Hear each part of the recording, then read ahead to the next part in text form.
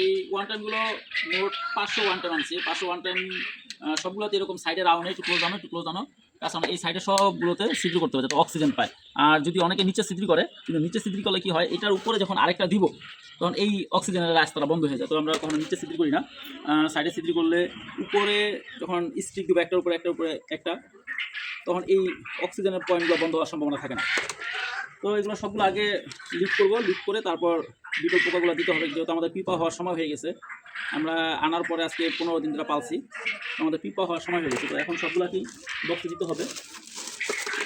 Plus আলহামদুলিল্লাহ 500 one টাইমের ভিতরে 100 ওয়ান টাইম অক্সিজেন লাইনগুলো করলাম। তো লাঞ্চের টাইম এখন আর বাকিগুলো করা সম্ভব না। তো যে 100 করছি এই 100 পর্যন্ত আগে বক্সিং করি, এর পরেরগুলো আবার পরে করে নিব। আমি প্রথমবার, আমি আগে কখনো এটা চাষ করি নাই, এই প্রথমবারের খামার। তো যদি এই ব্যাপারে কেউ কোনো পরামর্শ আমাকে দিতে চান, একটু দয়া করে আমার কমেন্ট বক্সে পরামর্শ দিন। আমি এটা এই যে এখন যে পিপাটা করতেছি, আসলে কি এটাই কি সাইজ, না আরও দেরি করার দরকার ছিল? এই সাইজে কি পিপা হবে আমি শিওর না। যদি এই ব্যাপারে কিছু জানেন কেউ আমাকে একটু নক করবেন। আর এইগুলো রাখো তুমি।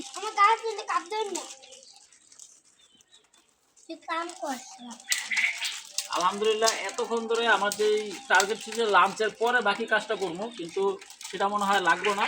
কারণ আমার এখানে যারা আছে, শিয়াব আছে, তারপর আমার চাচতো ভাই মায়াং আছে, ভিডিওর ওই পাশে ক্যামেরার পিছনে আছে শায়লাতুন নেসা।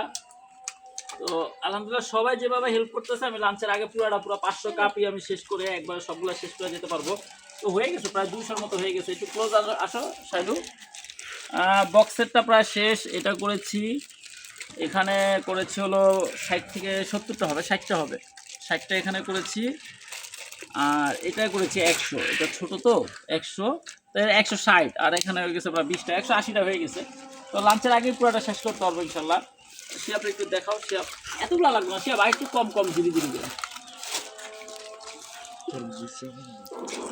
তো আমার এখানে অনেকের ধারণা যে এই পোকাগুলো থেকে দুধ তৈরি হয়, এই দুধ আমরা বিক্রি করবো, এটা অনেকের ধারণা। তো আমি চাই যে এই ধারণাটা জীবিত থাকে, ধারণাটা নষ্ট করতে চাই না।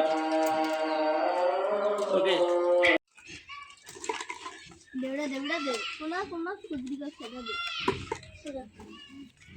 আলহামদুলিল্লাহ আমি তো এটা নিয়ে খুবই টেনশনে ছিলাম যে আমি এতগুলো কাপ কিভাবে রেডি করব, আমি কি ঝালবো না ইয়া করব না।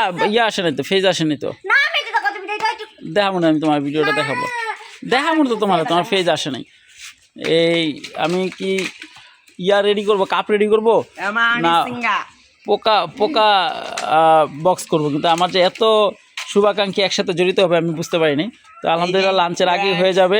এই যে আমি সেই কামের বেটি না, এটা আমার ফুপু